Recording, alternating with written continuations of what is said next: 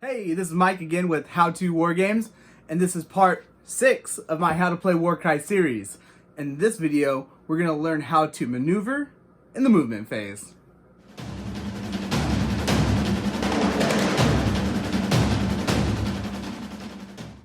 One of the actions a fighter can make while in the combat phase is a move action. Every fighter has a move characteristic that can be found on their fighter card, as represented by the arrow here. Using these two Corvus Cabal as an example, they can each move 5 inches in a single move action. When a fighter makes a move action, they have 4 moves available to them. Normal moves, jumping, climbing, and flying, which can be used in any combination. The distance a fighter moves is measured using the part of the fighter's base that moves furthest from its starting position, such as from here to here, or from here to here. Though there are some general restrictions that you must adhere to when moving, such as you can't move through another fighter. A fighter cannot move through any part of a terrain feature. And no part of a fighter can move over the battlefield edge. If a fighter starts a move action within 1 inch of an enemy fighter, they must finish that move action within 1 inch or closer to the enemy fighter at the end of the move action. If there are 2 enemy fighters within 1 inch of your fighter making a move action, then you must end within 1 inch of each fighter or closer to all of them. So that gives you an idea of the basic move mechanics. Let's move into normal moves.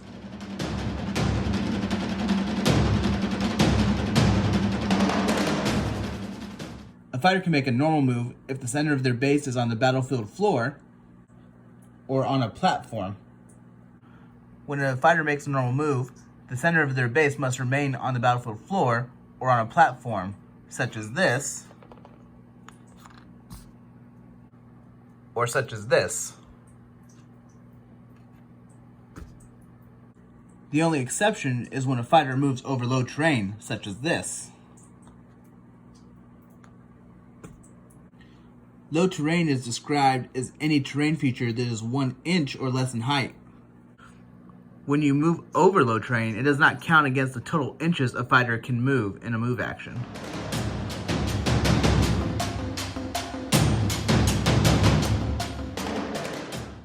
One of the types of movements that a fighter can perform is called a jump. During a jump, a fighter can move horizontally through the air and any distance downward vertically. A fighter can jump the same distance horizontally as it can move in a normal move action.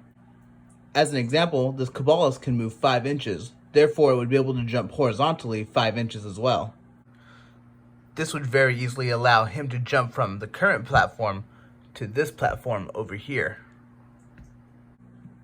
In instances when a fighter ends a jump 3 inches vertically lower than where they started, they are required to take impact damage.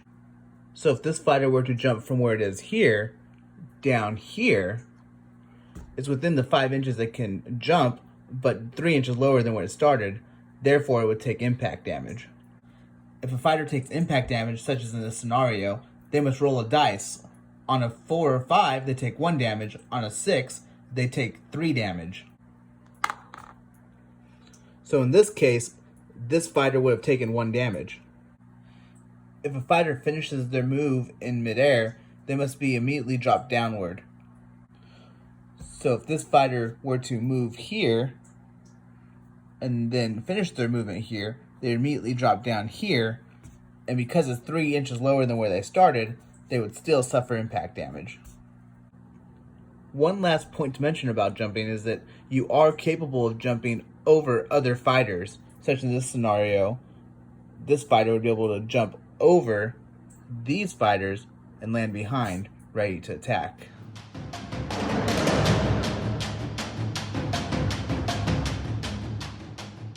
If a fighter is touching any piece of terrain defined as an obstacle, such as this wall, then it can perform a climb action. If a fighter performs a climb, they can move vertically up or down a terrain feature. A fighter is said to be climbing until the center of their base is either on the battlefield floor or a platform. Something else that I think I should bring up is that a fighter's able to have its base hang over an edge and still be able to be on a platform as long as the center of its base is on the platform. So this would be totally acceptable. Though if a fighter has this mount rune mark, they are not able to perform a climb.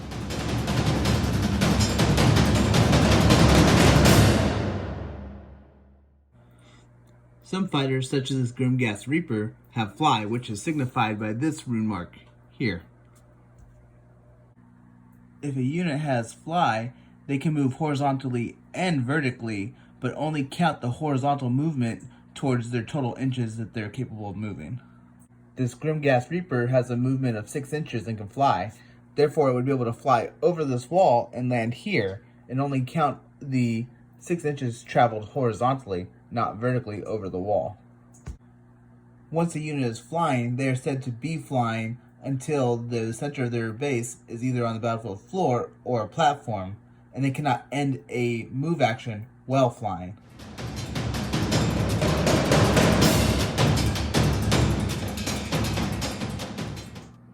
There are a few situations while playing Warcry that can cause one of your fighters to fall. The first would be if a fighter finishes their movement with the center of their base not on a platform or the battlefield floor, such as if they landed here. The second way a fighter would fall is if they were to finish a move action while they were said to be climbing. So if they only made it halfway up this terrain feature and they finished their move action here while climbing, they would then fall. And the final way a fighter can fall is if they're attacked by an enemy fighter and critically hit while within half an inch of a platform edge. In that situation, the player that controls the fighter that was critically hit within the half inch of a platform edge would roll a dice, and on a 1, that fighter would then fall from the platform. So in this scenario, we'll say that the Kabbalist was critically hit by the Grimghast Reaper, and we now have to roll to see if we're going to fall. We roll a 6, so we do not fall. If a fighter does indeed fall, then the opposing player gets to choose a point 2 inches away from the fighter that has fallen that is vertically lower than where they currently are. So in this example, the opposing player would get to pick a point that's approximately this far out, so they would be able to drop them down anywhere around here within that range. A fallen fighter cannot be placed on or through another fighter or a piece of terrain if they have fallen. So in a situation such as this, if this fighter were to fall, he would land on another fighter. He would not actually be able to fall, and he would just remain where he is instead. In addition, if a fighter does indeed fall, they suffer impact damage as normal. So if he was on this platform and fell down here, then he would still have to roll for impact damage. That about sums up everything you need to know about movement. Thank you for watching this video. If you enjoyed it, please subscribe, like, or comment down below. The next video in this series will dive into attack actions. See you there.